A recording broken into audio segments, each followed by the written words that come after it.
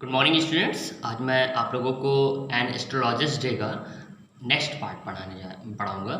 देखिए, मैंने आपको यहाँ नियर बाई तक बताया था, और इससे पहले मैं पढ़ाने से पहले जो है मैं आप लोगों को थोड़ा सा रिवाइज करा देता हूँ। देखिए, एक एस्ट्रोलॉजर होता है, एक व्यक्ति होता है, वो क्या करता है कि गांव से आ जाता है, ओके। और एक मॉन्क या आप एक बोल सकते हैं एक साधु का भेष धारण कर लेता है। उसकी बड़ी बड़ी मूछें होती हैं, वो वर्मिलन यानी कि सिंदूर लगाता है अपने माथे पर, और पूरा अपनी कैनेस्थेसिया वैसी ही कर लेता है जैसा कि एक साधु लोग होते हैं या भविष्य बताने वाले होते हैं। तो वो एक जगह पर बैठ जाता था, एक मार्केट में, और वहीं से वो क्या करता था, लोगों को अट्रैक्ट करता था, कस्टमर को, भोले भाले कस्टमर्स को। क्योंकि वो अधिक से अधिक झूठ बोलता था, वो रियल एस्ट्रोलॉजर नहीं था, ओके।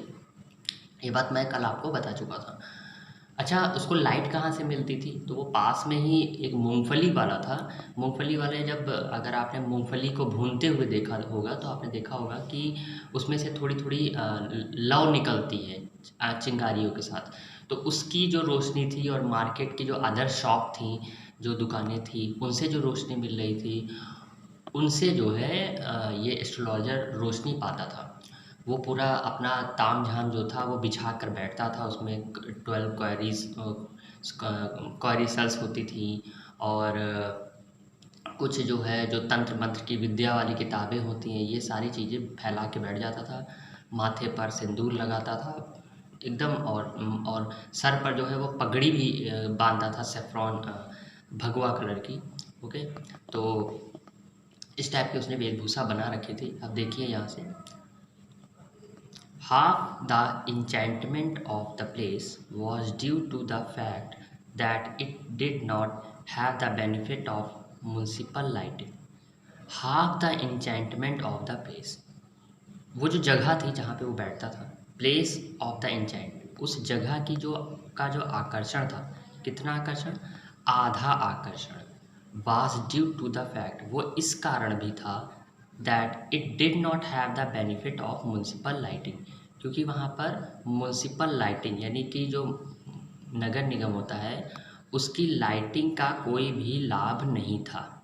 डिड नॉट, देखिए वहाँ पर कोई भी लाइट नहीं थी, कोई खंभा नहीं लगा हुआ था, स्ट्रीट लाइट नहीं थी, तो उसका भी आधा फ़ायदा उस एस्ट्रोलॉजर को मिल जाता था। कैसे मिल जाता था? अब वो देखते हैं। The place was lit up by shop lights, वो जो जगह थी वो वहाँ की दुकानों से लिटअप होती थी, जलती थी। वो जो जब आसपास की जो दुकानें थी उसमें से जो रोशनी आती थी, वहाँ से एस्ट्रोलॉजर को रोशनी मिल जाती थी। 1 और 2 हैड हिसिंग गैस लाइट, 1 और 2 के पास जो है वो हिसिंग गैस लाइट होती। आपने गैस लाइट देखी होगी जिसको बार बार प्रेस करने पे वो चलती है, उसमें मिल्टन लगाते हैं। गैस लाइट आपने देखी होगी, सिलेंडर के छोटा सा सिलेंडर होता है, उसमें मिल्टन लगा के काम होता है। तो 1-2 के पास हिसिंग गैस लाइट थी। Some had naked flare stuck on poles, और कुछ ने जो है वो पोल्स पे जो है एक नंगी लौ जो है वो लगा रखी थी।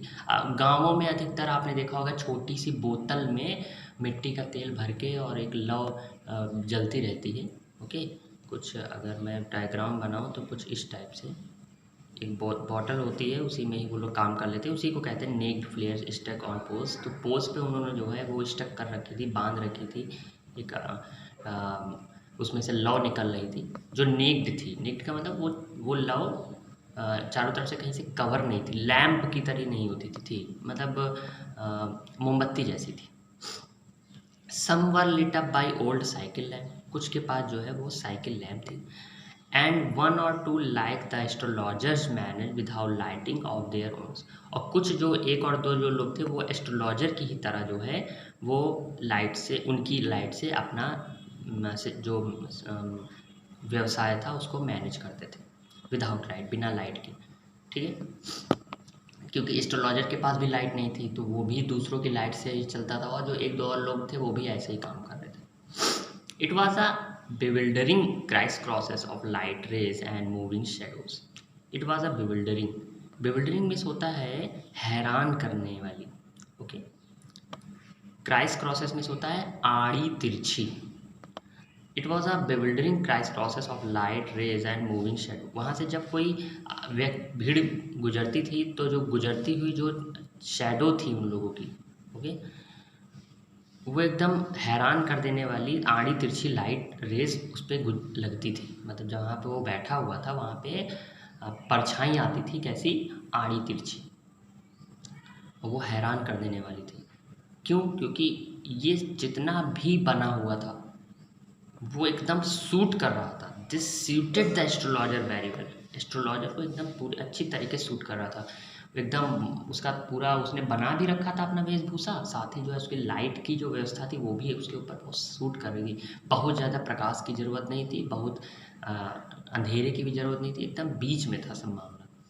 फॉर द सिंपल रीज़न, और यही एक साधारण सा कारण था, that he had not in the least intended to be an astrologer when he began life. He had not in the least intended, उसे थोड़ा सा भी उसको इरादा नहीं था टू बी, बनने का, एन एस्ट्रोलॉजर, एस्ट्रोलॉजर बनने का उसका थोड़ा सा भी इरादा नहीं था।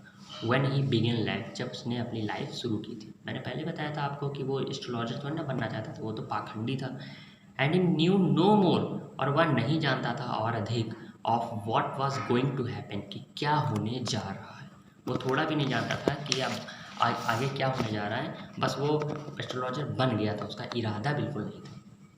टू हिमसेल्फ नेक्स्ट टाइम, उसके साथ अगले ही मिनट क्या होने वाला उसको बिल्कुल नहीं मालूम था। बस वो एस्ट्रोलॉजर जो होते हैं उनको तो हर पल की बारे में जानकारी होती ना कि आगे क्या होने वाला है, लेकिन वो कैसा एस्ट्रोलॉजर था, उसको कुछ मालूम ही नहीं था कि अगले ही पल क्या होने वाला है। बस वो बन गया था क्योंकि वो एस्ट्रोलॉजर बनना ही नहीं चाहता था। He was as much as a stranger to the stars as were his innocent customer.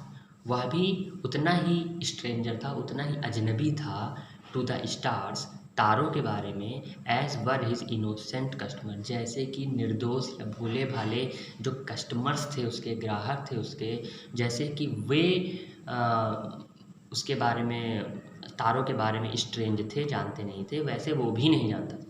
बस केवल धूर्तपना दिखा रहा था ना, झूठ बोल देता था लोगों से। यट फिर भी ही सेड थिंग वर, इन ये जो वह कहता था चीज़ों से, विच प्लीज एंड एस्टोनाइज्ड एवरीवन, मतलब इन सभी चीज़ों से जो हर कोई जो है वो हो जाता, प्रसन्न हो जाता था और आश्चर्यचकित हो जाता था। ओके, जो हर कोई जो पब्लिक थी वो उसके ताम झाम से, उसकी बातों से सम्मोहित हो जाती थी, बात कर लेते थे, सब उसकी बातों में आ जाते थे। That was more a matter of study, और ये सारी चीज़ें कैसे आई थी उसके अंदर, मैटर ऑफ स्टडी, पढ़ाई करके। किस चीज़ की? एस्ट्रोलॉजी की, जो भी मतलब उस बीच उसने सीखा, प्रैक्टिस करके, अभ्यास करके। एंड श्रीव्ड गेस वर्क, श्रीव्ड मीन्स होता है चालाकी से भरा हुआ, चालाकी से भरा हुआ गेस वर्क। वो क्या करता था? तुक्का मारता था, कहता था अरे जाओ तुम्हारी बीवी यहाँ है और तुम्हारे बच्चे ऐसे हैं, तुम्हारे 2 लड़के, मतलब ऐसी बातें ही करता था आदमी, हाँ हाँ हाँ करने लगता था। होते नहीं कुछ लोग पंडित टाइप के लोग आते हैं आप लोग के घरों में, आप देखते होंगे, भविष्यवाणी करने लगते हैं, है ना? और उनका खुद का भविष्य का अपना पता नहीं होता।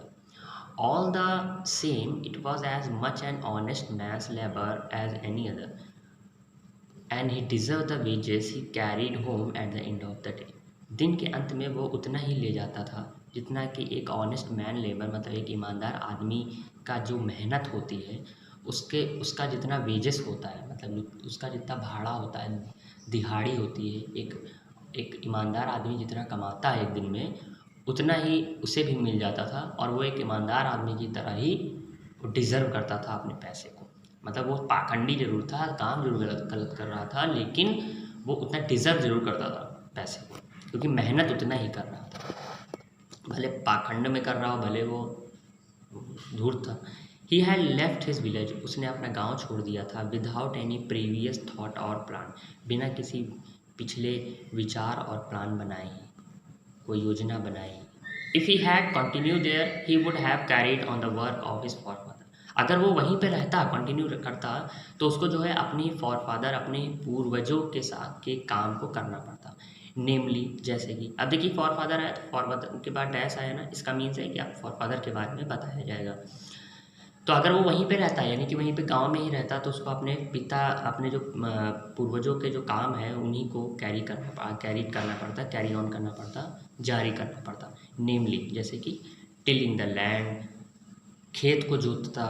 लिंग, देखिए बहुत अच्छा वर्ड आया, टिलिंग। टिलिंग मीन्स होता है हल चलाना। टिलिंग द लैंड, जो ज़मीन है, खेत है, उसको जोतता। लिविंग, रहता, मतलब जीवन यापन करता। मैरिंग, शादी करता। And ripening in the cornfield, और जो मक्के के फील्ड है उनको वो काटता। एंड एंसेस्ट्रल होम, और कहाँ रहता है, अपने पूर्वजों के घरों में रहता। लेकिन ऐसा उसने कुछ किया नहीं, वो कहाँ से, अपने गांव से यहाँ शहर आ गया और क्या बन गया, एस्ट्रोलॉजर बन गया, एक साधु बन गया। But that was not to be, लेकिन ऐसा कुछ भी नहीं हुआ। He had to leave home without telling anyone, उसने अपना घर छोड़ दिया था बिना किसी को बताए। And he could not rest till he left it behind a couple of 100 miles. He could not rest, और उसने थोड़ा सा भी आराम नहीं किया। He left it behind a couple of 100 miles. Couple of 100 miles का मीन्स होता है 200। देखिए 100 माइल्स तो है ही, ओके, लेकिन कपल लग गया तो मतलब 100 क्या हो गया, मीन्स 200 जो है वो जब तक 200 माइल्स तक वो लगातार चलता नहीं गया, तब तक वो कहीं भी वो रुका ही नहीं। ऐसा क्या हो गया था उसके साथ, ये सब हम लोग जानेंगे। टू अ विलेज, एक गांव में, it is a great deal, ये एक बहुत बड़ा काम था। एज इफ मानो कि एन ओशियन फ्लोट बिटवीन, जैसे कि एक समुद्र जो है बीच में बह गया। तो देखिएगा ऐसा क्या हो गया कि उसको गाँव छोड़ना पड़ गया, और ऐसा क्या हो गया कि वो बिना रुके बिना आराम करे वो 200 मील तक लगातार चलता ही रहा। वो उसने थोड़ा भी रुका नहीं, आराम नहीं किया, और फिर वो वहाँ जाके साधु बन गया। साधु बनने का मीन्स है वो छिप रहा है किसी चीज़ से। ओके, तो ये सब बातें हम कल जानेंगे। Okay, good day.